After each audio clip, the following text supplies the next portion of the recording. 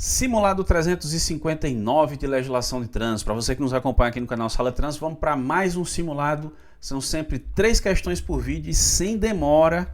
Vamos lá para a primeira das questões, que é a questão de número 1125. A questão número 1125 diz o seguinte, ó. O artigo 22 do CTB define as competências dos órgãos ou entidades executivas de trânsito dos Estados e do Distrito Federal, os DETRANs. Realmente, artigo 22 do CTB trata da questão dos DETRANs. Beleza, vamos lá.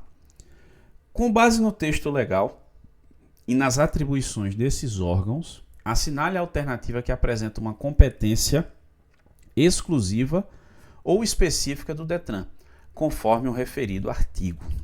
Tá aí, ó. Vamos ver. Ops, fiquei curto aqui, né? Deixa eu... Pronto, agora foi, né?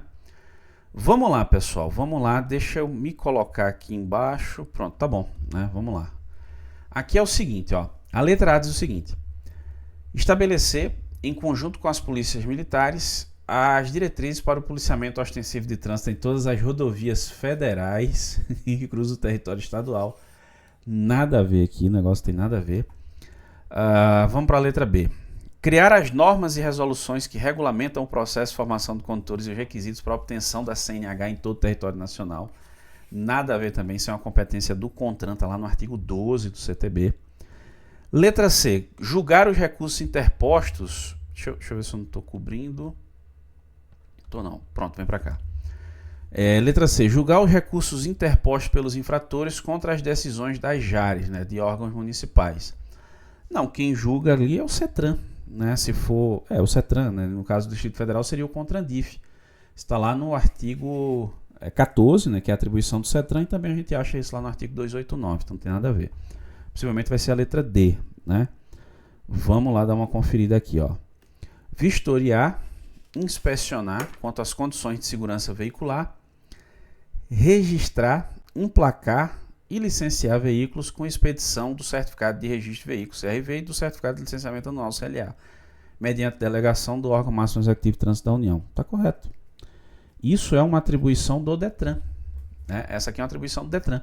Se eu não me engano é o inciso 3 ou 4, mas acho que é o 3 que trata disso aí.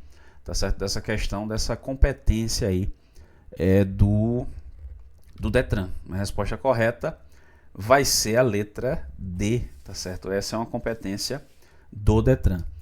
Vamos para a segunda questão desse vídeo, que é a questão de número 1126. A questão número 1126 diz o seguinte, ó. A resolução do CONTRAN número 900 de 2022 estabelece o rito administrativo e os requisitos necessários para que uma defesa de autuação ou recurso seja conhecido pelo órgão de trânsito. Tá correto, gente? Só uma observação antes de avançar. Essa resolução 900, ela trata do procedimento ali, né, para que a pessoa apresente defesa, recurso, documentação necessária, uma estrutura mínima, tá tudo lá, tá certo? Você tem essas informações. Inclusive lá existe o que se chama de requisitos de admissibilidade. O que é isso?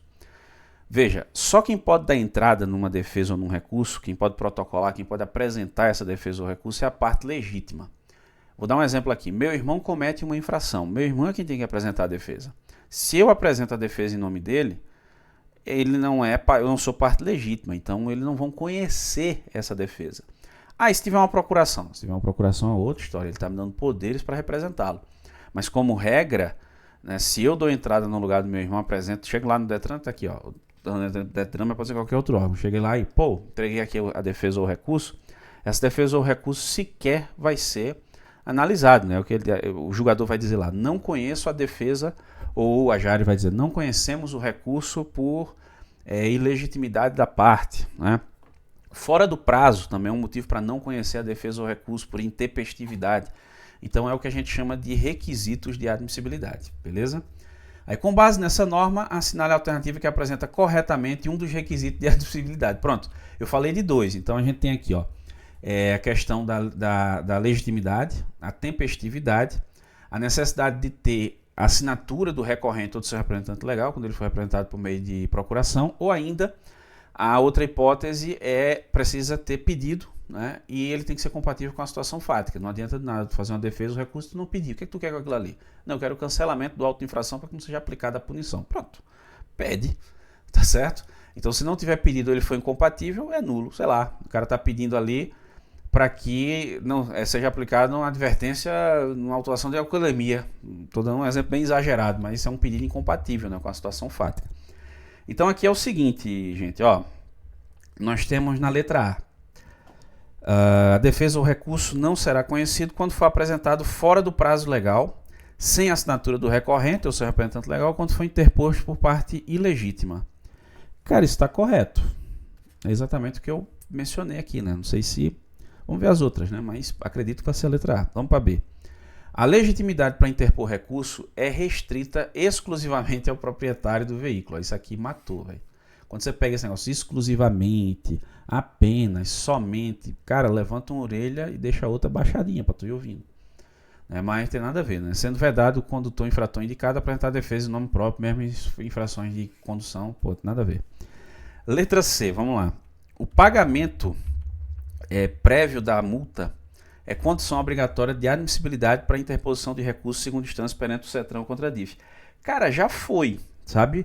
Isso constava lá no artigo 288, parágrafo 2º do CTB, ele foi revogado pela Lei 12.249, que é lá de 2010, até porque em 2009, deixa eu me colocar aqui, até porque em 2009 o Supremo Tribunal Federal, ele editou uma súmula, que é a súmula vinculante número 21, dá uma pesquisada depois, você vai ver isso aí, em que ele estabelece, eles decidiram que não pode ser requisito de admissibilidade, condição para apresentar uma defesa de recurso, a exigência, né, prévia, um arrolamento prévio ali de dinheiros ou de bens. Então, exigir o pagamento para recorrer em segunda instância, né, isso viola a súmula, né? Então o texto da lei foi alterado para se ajustar ali, porque era uma decisão judicial, e que faz todo sentido, ninguém pode ser punido até que seja esgotada todas as possibilidades ali de defesa e de recurso. Então a letra C também não tem nada a ver. E a letra D, ó, caso a defesa seja apresentada sem a cópia de um documento de identificação oficial que comprove a assinatura, o órgão de trânsito deve obrigatoriamente julgar o mérito antes de solicitar a regularização do vício. Nada a ver, cara, né? Se é um documento de identificação oficial, pô, o cara não tá errado aqui, né? Pode pedir juntada, mas tá errado, né? Tem que julgar antes. Não, tá errado, vai ser a letra A mesmo. Resposta correta aqui, letra A. Vamos lá para a terceira e última pergunta desse vídeo, que é a questão de número 1127, que diz o seguinte, ó. Um jovem de 17 anos, emancipado pelos seus pais, deixa eu só colocar aqui logo, artigo 27, Código Penal, cessa a imputabilidade aqui com 18 anos, lembre-se disso, né? Mas bora lá, já estou vendo aqui. Um jovem de 17 anos, emancipado pelos seus pais, deixa eu me colocar, busca uma autoescola para iniciar o processo de obtenção de sua primeira habilitação na categoria A.